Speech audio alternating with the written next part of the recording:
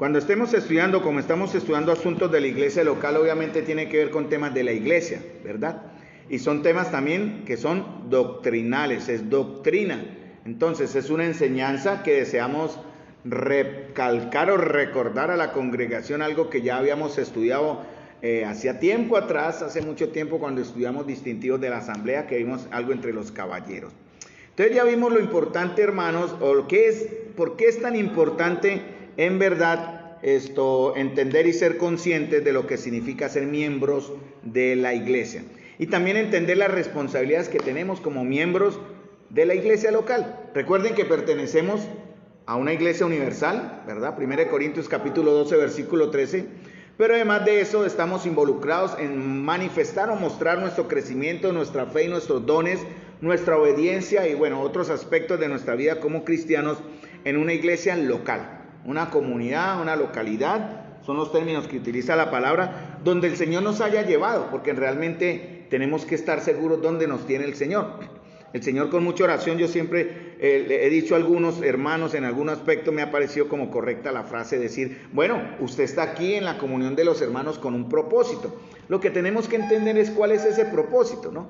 ¿Por qué Dios le trajo acá? No le ha traído simplemente para hacer una imagen o una figura o una persona que llena un espacio en un local, no, sino que siendo parte de un cuerpo viviente, si entendemos ese término, un cuerpo vivo, que aunque está o se muestra en diferentes personas, aquí tenemos, como tenemos en el tablerito, la gran cantidad de hermanos, que ya hay algunos que podemos después añadir más todavía, que están funcionando como miembros de una asamblea local. Bueno, está bien, tenemos una función específica al ser miembros de la asamblea local, tenemos una responsabilidad, y vamos a ver cuál es la responsabilidad que el Señor tiene para con nosotros. No olvidemos entonces, hermanos, este principio, ¿no? La responsabilidad que tenemos de manifestarnos visiblemente en unas asambleas, grupos o localidades, valga la redundancia, locales. Vamos a Efesios capítulo 3, versículo 10. Claramente este no es el único verso que habla de esto, pero lo tomé como texto porque tiene que ver con mi introducción al tema que vamos a empezar hoy. Ya vimos sobre la membresía, ¿no? La membresía en la iglesia local. Y ahora vamos a ver entonces el siguiente tema, que significa la congregación de Dios y sus pastores. ¿Qué significa esto? Bueno, vamos a ver. Efesios capítulo 3, versículo 10 dice, para que la multiforme sabiduría de Dios sea ahora dada a conocer, resalto esa frase, sea ahora dada a conocer por medio de la iglesia. ¿A quiénes? A los principados y potestades en lugares celestiales. Con este verso, que es uno de varios, obviamente solo me apoyo en este para comenzar, porque el tema no es entender por qué la iglesia es, sino para qué la iglesia en realidad, no por qué la iglesia es en sí, sino para qué es la iglesia. Y como la iglesia no es un edificio, no es algo hecho por la mano del hombre, sino somos personas en las cuales Dios habita, pero que Él manda que nos mostremos de una manera mancomunada o colectiva en una comunión. Por eso hablamos de la palabra comunión, que significa la común unión. Entonces yo me reúno con aquellos que piensan como yo, que creen lo que yo creo y que deseamos crecer como Dios desea que crezcamos. Efesios capítulo 4 comienza a hablar de ese propósito también en Efesios capítulo 4, cuando habla de cuál es el propósito también de la iglesia, pero eso será motivo de otro estudio. Entonces Efesios capítulo 3 dice, ¿para qué? Porque él viene hablando del propósito de Dios al mostrar el misterio. Efesios habla mucho esa palabra misterio, ¿no? Un misterio que Dios ha revelado, algo que Él tenía guardado, pero que ahora Él place revelar. Y lo revela por medio de su palabra. Obviamente Pablo es el canal que Dios utiliza para revelar o hablar de un misterio. Bueno, y habla de que la iglesia es un misterio, ¿no? Lo dice en Efesios en los capítulos anteriores. Pero aquí en Efesios también dice, para que la multiforme, bueno, leamos desde el 9, dice, y de aclarar a todos cuál sea la dispensación del misterio escondido desde los siglos en Dios, que creó todas las cosas. Cuando se habla de la palabra dispensación, hablamos de los tiempos de Dios. Dios tiene tiempos. en los cuales Él trabaja con el hombre. Por ejemplo, el tiempo de Adán y Eva, el pecado, la caída del hombre, después comenzó el tiempo de la ley, Abraham, el pacto, después la ley, después la gracia, la iglesia, todo eso. Pero Él tiene también, dice, un misterio escondido desde los siglos en Dios que creó todas las cosas. Y habla aquí, dice, para que la multiforme sabiduría de Dios. Ahí comienza la idea para que vayamos involucrándonos. Hermanos, si usted logra entender esto de la manera correcta, espero por eso ser sabio en explicarlo, va usted a entender, hermano, como estoy entendiendo yo, el gran privilegio y la gran responsabilidad que tenemos, o que yo tengo en el caso mío, ya que tengo conciencia, de ser parte de un propósito divino. ¿Sí? Qué interesante y qué hermoso es saber que soy útil en las manos de Dios, ¿no? Según de Timoteo capítulo 2 dice que en una casa hay elementos que son para usos honrosos y para usos viles, pero si yo me desecho lo vil, entonces Dios va a usar lo honroso, lo que es útil. ¿Para qué? Y da 4 aspectos: santificados, útiles al Señor, dispuestos para toda buena obra. Y dice alguien, algo más que en este momento se me escapa, pero la idea del Señor es que vayamos o mostremos algo, porque aquí dice y utiliza un término que es no sé ustedes si lo entiendan, pero es fácil de entender. Dice la multiforme sabiduría de Dios. Multiforme significa que tiene ¿qué? Varias formas, ¿cierto? Es variada, tiene distintos lados por donde uno puede, o como quien dice, analizarlo y experimentarlo. Pero ¿qué vamos a analizar y experimentar? Dice ahí Efesios 3, la sabiduría de Dios.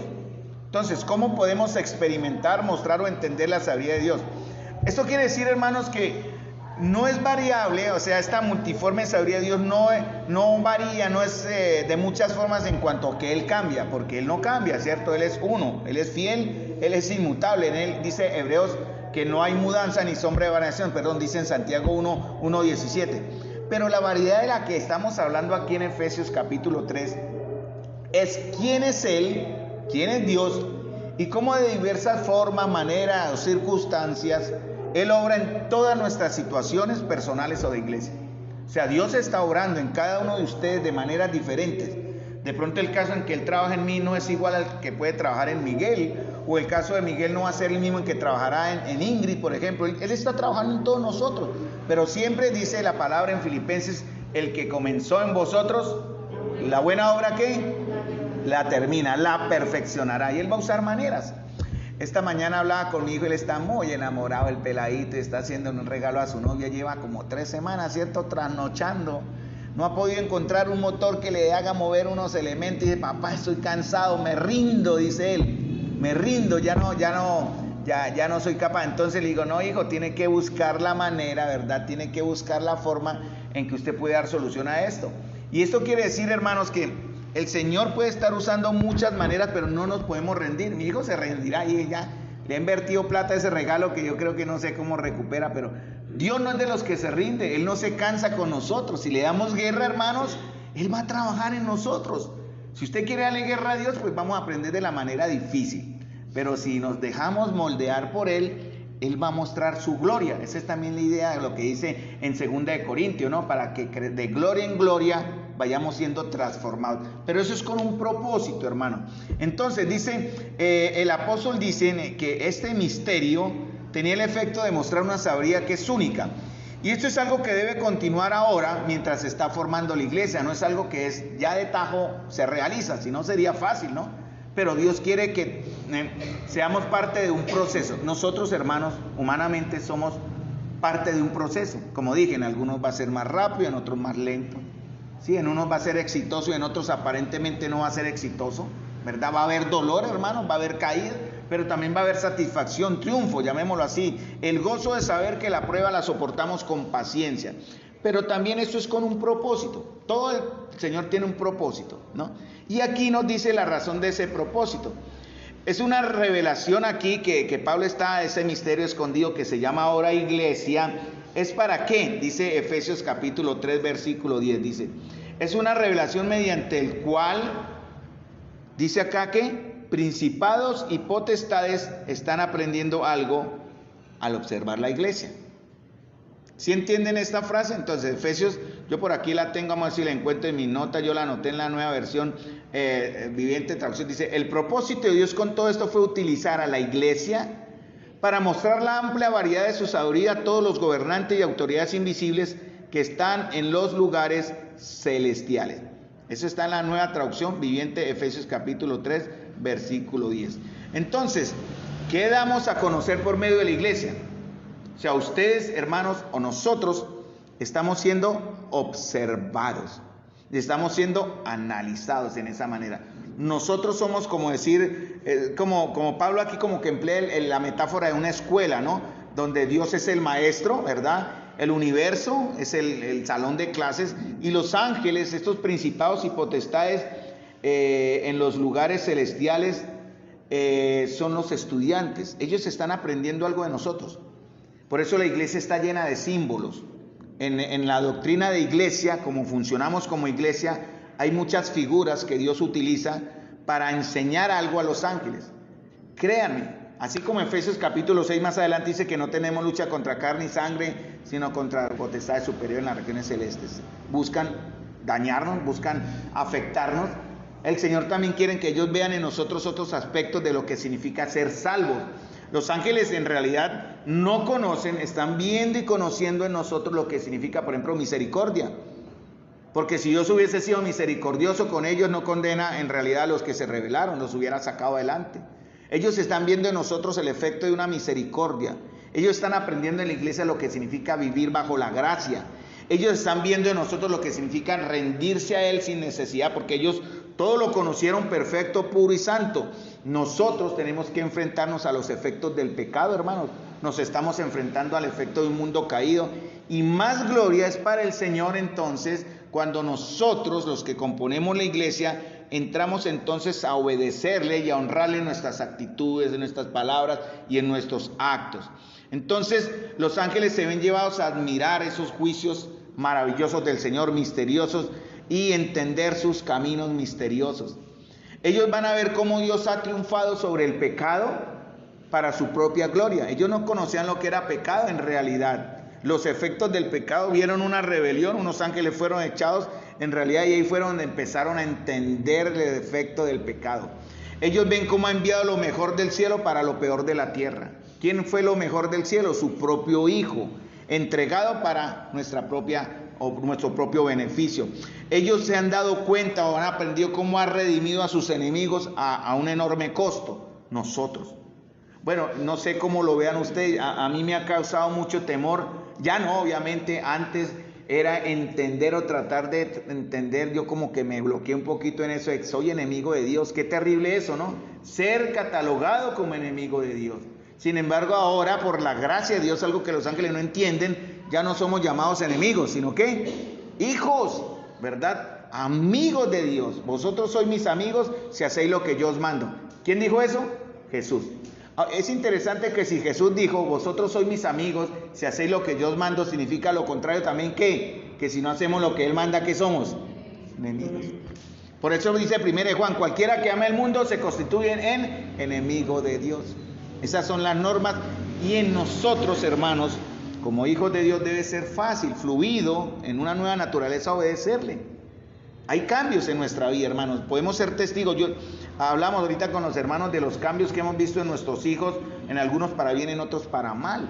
Y yo he visto cambios en mi hijo, gracias a Dios, no perfectos aún, pero estoy viendo unos cambios que me dan cierto grado de paz, de saber que hay un proceso que Dios está orando en él, que espero termine satisfactoriamente. Entonces los ángeles han bendecido, ven cómo Dios ha bendecido con toda clase de bendición espiritual en lugares celestiales a personas, a gente como nosotros que no lo merecíamos. Eso dice en Efesios capítulo 1, ¿no? Y también ven cómo por medio de la obra del Señor Jesús en la cruz, más gloria ha venido a Dios y más bendición ha venido a todo el género humano, a creyentes y no creyentes, que si jamás se hubiese permitido la entrada del pecado en este mundo. Entonces, hermano, Cristo ha sido exaltado, ese es el propósito. Satanás ha sido derrotado y la iglesia ha sido honrada con Cristo para que comparta su gloria. Y no estamos hablando de una iglesia como hacen las iglesias tradicionales, no es una organización eclesiástica, no es denominacional. La iglesia del Señor, hermano, no es denominacional, no es de tal grupo, de tal esfera o de tal inclinación. Es el grupo de todos los que hemos creído, hermano. como ustedes que están aquí en esta noche y los que están allá escuchándonos por este medio. Entonces, hermano, dice que la iglesia ahora, que dice, sea la multiforme sabiduría de Dios sea ahora dada a conocer, que por medio de la iglesia. Entonces, cuando hablamos por medio de la iglesia, Dios quiere decir que Dios va a dar a conocer eso por medio de cada uno de nosotros, individualmente o colectivamente. Ese es el propósito de Dios. ¿Cómo vamos a responder ante ese propósito? ¿Cuál va a ser nuestra reacción? ¿Cómo vamos a vivir bajo esa norma? Es honroso saber y entender que soy instrumento de honra en manos de Dios. Y eso es hermoso, que ustedes entiendan que a pesar de nuestras vidas desastrosas, a pesar de que hemos sido sacados de vidas inmundas y sucias, yo soy testigo de eso en mi propia vida, Dios me está preparando, me está ayudando a entender su gloria para ser instrumento de Él. Todos nosotros, ¿no? En algunos está más sensible ese aspecto, como más real, en otros aún están aprendiendo. Pero el plan de Dios es eso, hermano. Uno de los propósitos de su gran plan, en el plan de Él en la eternidad, hermanos, es mostrar esta sabiduría. ¿A quiénes se la va a mostrar? Cuando dice la multiforme sabiduría de Dios, quiere decir, como dije, tiene muchos aspectos. Tiene una idea como que es complejidad y gran belleza. Y eso es interesante entenderlo bajo ese aspecto, hermanos, aunque aquí utiliza palabras que de pronto usted en el momento no vaya a entender o de pronto no entiende. A veces la versión, por ejemplo, Reina Valera es muy religiosa, llamémoslo así en ese aspecto. A mí me gusta me inclino mucho a usar, por ejemplo, la Nueva Traducción Viviente, que es una versión más actualizada, pero da terminología más moderna. Pero eso no va a cambiar la idea de lo que está en un Reina Valera enseñando, lo que va a estar en una Traducción Viviente enseñando. El principio está ahí. Para eso, hermano, tenemos que entender el carácter de Dios, mis hermanos. El carácter de Dios. Mire, hermano, cuando conocemos un mandamiento o entendemos un principio de la Biblia, debemos comparar con el carácter de Dios, ¿verdad? No puede ir lo que hacemos en contra del carácter de Dios, no puede ir lo que hacemos en contra de sus mandamientos que están en la Biblia, y no puede ir en contra de lo que es su naturaleza. Ahí usted sabe cuando algo es pecaminoso o no. Entonces la iglesia está llamada a mostrar ese aspecto, ¿no? Tenemos que aprender a entenderlo primero. Y esto, hermano, no tiene nada que ver con un sentimiento egoísta, ¿no? Como el hombre orgulloso que muestra su inteligencia y sus logros, no. Dios hace esto para gloria también de nosotros, porque la gloria nuestra está directamente relacionada con la gloria del Creador. Por eso el Señor dice en varios aspectos en la Biblia, dice, vosotros sois mi gloria, ¿no? Para eso los creé para gloria mía. La Biblia dice que nosotros somos un reflejo de su gloria, como la luna refleja la luz del sol. Cada uno de ustedes, hermanos, dirá usted si se mira al espejo, ¿yo de qué manera reflejo la gloria de Dios? Tal vez ustedes esperarán que su rostro brille como cuando Moisés bajó del monte, tal vez. Pero Dios lo que está esperando es que mostremos, ¿verdad?, su gloria a través de nuestras palabras, de nuestras acciones, de nuestra obediencia y de lo que hacemos en nuestro crecimiento como hijo de Dios. Y Él dice aquí, sea dada a conocer por medio de la iglesia a los principados y potestades en los lugares celestiales. Entonces, primeramente, para que Él pueda enseñarle a las potestades superiores, tiene que enseñarle ¿a quién primero? A la iglesia, ¿cierto? O sea, nosotros somos el medio, primeramente. Él, para enseñarle a los ángeles algo, porque realmente lo está haciendo, dice, se habrá dado a conocer por medio de la iglesia. Esto quiere decir que los ángeles, en su gran poder espiritual, no son ni siquiera mente, ellos no entienden lo que significa la sabiduría de Dios aún. Nosotros vamos a mostrarles a ellos lo que significa la sabiduría de Dios. Entonces, Dios no va a usar ángeles para revelar su sabiduría a los santos, pero sí usa a los santos para revelar su sabiduría a toda su creación, a seres angelicales, tanto ángeles caídos como ángeles fieles. Bueno, los ángeles caídos no son ángeles, son demonios, tanto a los demonios como a los ángeles fieles del Señor. Entonces, hermanos, esto nos va a recordar, espero que tengan esto en mente, hermano, a través de esto, de lo que seguimos en el estudio, que estamos llamados, hermanos, a algo mucho más grande que nuestra propia santificación y salvación individual. Somos llamados a ser el medio por el cual Dios le enseña al universo una hermosa lección.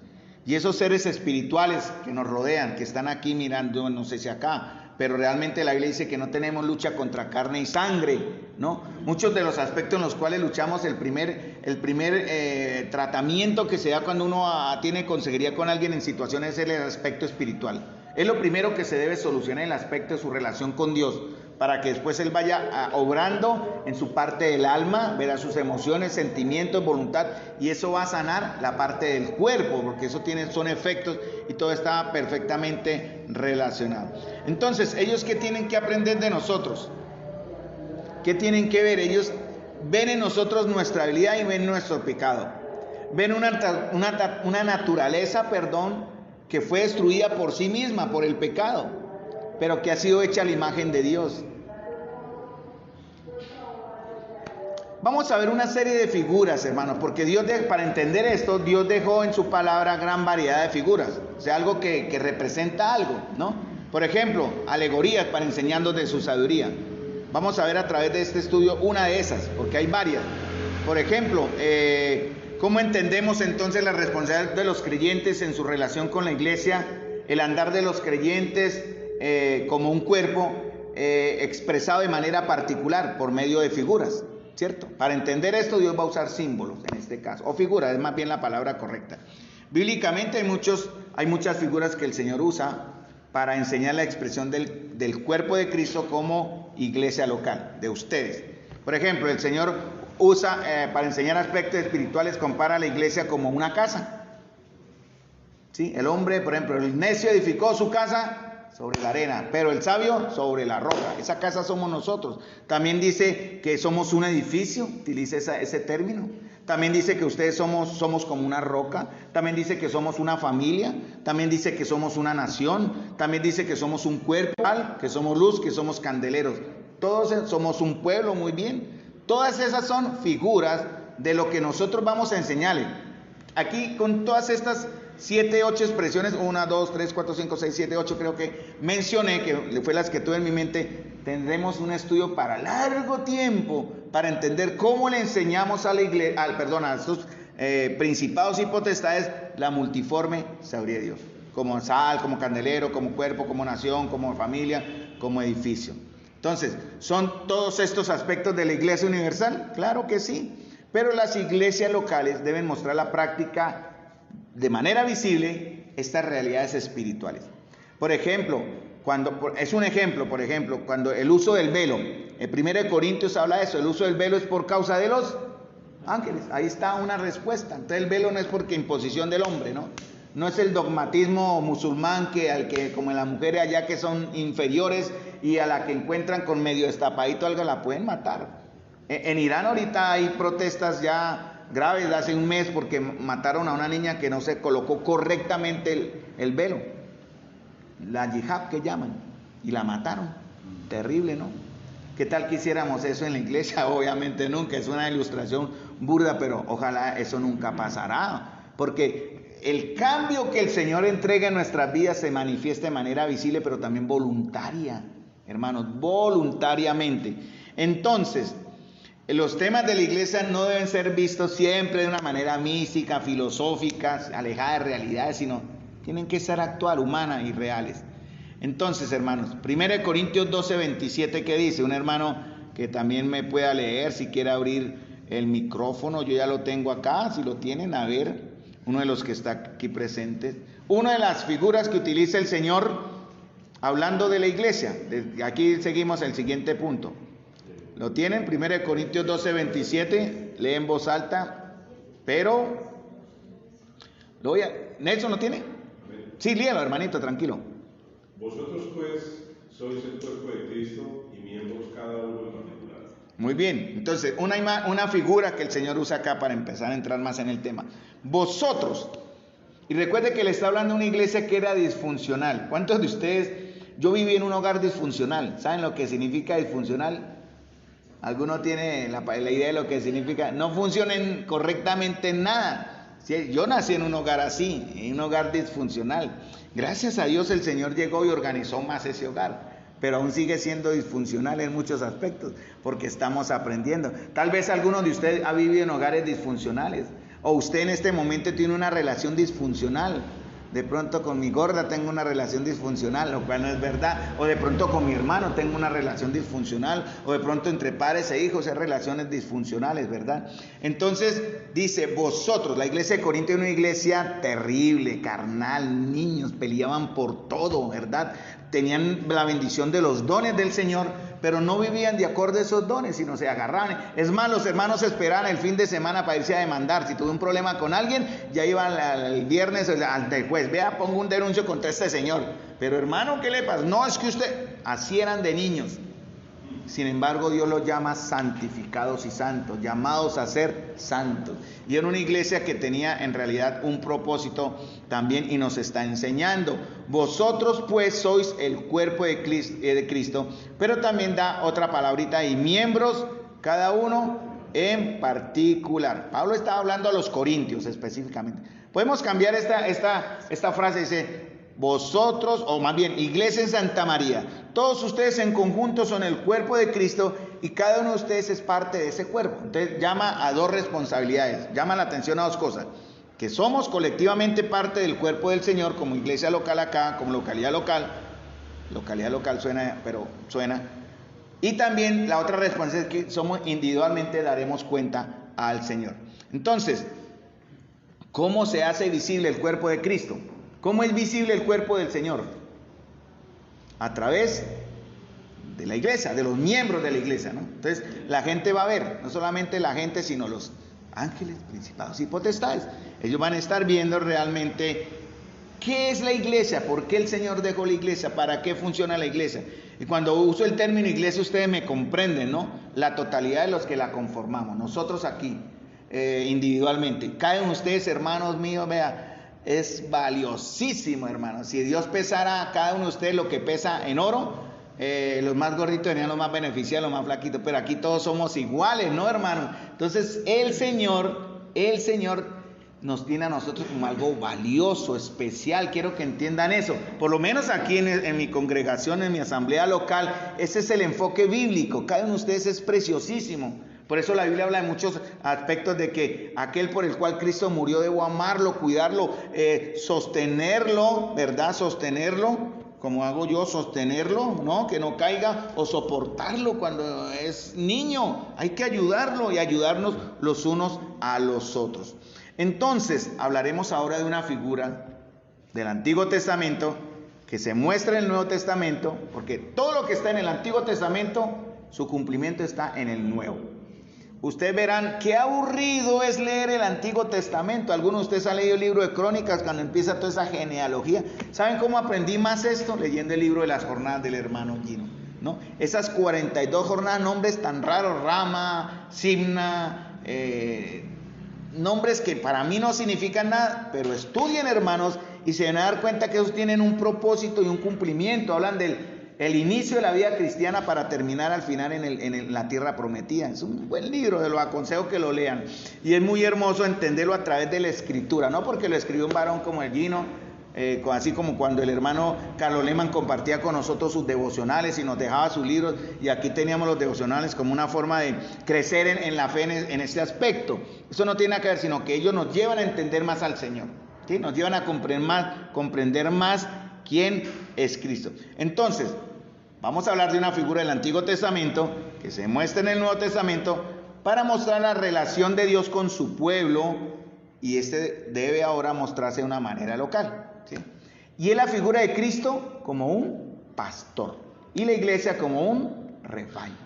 Ya aquí es donde comienza el tema, la congregación de Dios y sus pastores. Todo lo que hablé de aquí para atrás es la introducción. Pero como tenemos tiempo de aquí, no tenemos afán en correr, sino en aprender, por eso me voy despacio. Juan capítulo 10, versículo 1 y versículo 2. De cierto os digo. Y cuando el Señor usa el término de cierto os digo, es como si recalcara doblemente la importancia de lo que va a decir. De cierto te digo. ¿Qué término usamos aquí en nuestro léxico para hablar algo que es importante? ¿Cuál sería? Alguien que me ayude. ¿Cuál sería? ¿Qué usamos nosotros para recalcar algo importante? ¿Como qué? Como, ojo, no, pilas, voy a hablar algo, ¿no? Tal vez de mi mano. ¿Ah? Esta es la pura verdad, ¿no? Hay términos que usamos para recalcar y atención, esto es algo importante. Y el Señor dice, de cierto os digo, el que no entra por la puerta en el redil de las ovejas, sino que sube por otra parte, ese es ladrón y salteador. Mas el que entra por la puerta, el pastor de las ovejas es. Lógicamente vamos a tener que leer, y eso lo dejo también como tarea en cierta manera, todo el contexto de Juan capítulo 10, que habla de la parábola del redil y de Jesús como el buen pastor. Tristemente, hermanos, hay que reconocer cuando hablamos de pastores, rebaños y ovejas, y en vista de la condición decadente del cristianismo, porque hermanos, la fe va de para abajo. Nosotros localmente tenemos que contener esa apostasía y ese rechazo a la fe yendo hacia arriba, pero en términos generales el cristianismo está decayendo, ¿no? Tiene una connotación incorrecta. Cuando se habla de pastor, ¿qué es lo primero que se piensa? Esa es como la idea general, ¿no? Cuando se habla del pastor de una iglesia, el que va a aprovechar, ¿no? El vividor, ¿sí? Porque debido al engaño satánico, estos términos que Dios usa acá, que estamos viendo ahora, que estamos aprendiendo a ver en Juan 10, y vamos a ver otros en el Antiguo Testamento como pastores, rebaños y ovejas, cuyo propósito original no han cambiado, hermanos. Han sido tergiversados por el enemigo, pero el propósito de Dios no ha cambiado, siguen vigentes, y hay que entenderlos, hermanos, para llevarlos al cumplimiento divino. Entonces, estos términos y funciones, incluso en el aspecto del testimonio y de enseñar la sabiduría de Dios, han sido pervertidos, contaminados, trayendo muchísimas veces vergüenza al nombre de Cristo y mal testimonio. Pero a pesar del mal uso que el hombre le haya dado a estos principios, los principios de Dios son inmutables y aún están vigentes, y hay que entenderlos. No por eso la aplicación práctica a la iglesia, hermanos, debe ser desechada, sino yo quiero animarles, amados, con temor, reverencia, vamos a retomarlos, vamos a devolverlos y practicarlos según su sentido original, el que está en la Biblia, en nuestra vida como iglesia local. El diablo no fue quien inventó estos términos, ¿no? El diablo no inventó pastores, rebaños. El hombre sí los ha tergiversado, cambiado, contaminado, ¿verdad? Ayer vi, realmente no lo escuché, pero apareció una noticia de el predicador en medio de su enseñanza, y se levantó una siervita ahí en medio de la congregación y lo echó al agua, vulgarmente, como dice. Lo echó al agua. Ahí en medio de la predicación, la enseñanza, y le dijo, yo perdí mi inocencia. ¿Señor? No, el proverbio que dice una mosca en el perfume. Eso dice en Eclesiastés, sí, Eclesiastés. Entonces se levanta la sierva y dice, yo perdí mi inocencia en su oficina. Así delante de la predicación. Imagínense qué vergüenza. No sé, yo la verdad no lo quise escuchar, pero ¿cuántas veces se le ha traído horror al nombre de Cristo por eso, hermano? Entonces hay que tener mucho cuidado. Entonces, atención, en cierta manera pongo ese término de atentos, hermanos, ¿no? Todos esos principios deben llevarnos a Cristo. Y la manera como los pastores o quienes dirigen o guían el rebaño de Dios es según el ejemplo de Cristo. Vamos a afianzarnos ahí, porque en cierta manera a mí me toca esto, ¿no? Me tiene que afectar. ¿Cómo fue que Jesús se relacionó con sus ovejas? ¿Cómo fue que Jesús se relacionó con el pastoreo de los suyos? Vamos a ver esto el próximo jueves. Vamos a dejar acá como introducción. Recuerden, comenzamos con Efesios capítulo 10 y seguimos el siguiente paso con entender Juan 10, la idea es leer todo Juan 10. Yo arranqué con Juan 10:1. De cierto te digo, el que no entra por la puerta en el redil de las ovejas, sino que sube por otra parte, ese es ladrón y salteador, mas el que entra por la puerta, el pastor de las ovejas es. Entonces, hermanos, vamos a dejar acá, en realidad, y vamos para el próximo jueves, que son 2 jueves, vamos a ir a Juan capítulo 10, versículos 2 al 6. Vamos a ver unas palabras claves que nos van a ayudar a entender por qué el Señor pide, necesita o ha dejado esa figura del pastor delante de un rebaño. Esa es la idea, pero todo basado en lo que Él es. Entonces, hermanitos, vamos entonces a dejar aquí y vamos a dejar para ver el próximo jueves Juan capítulo 10, versículo 2 al versículo 6. Veamos unas palabras y las explicamos. Amén.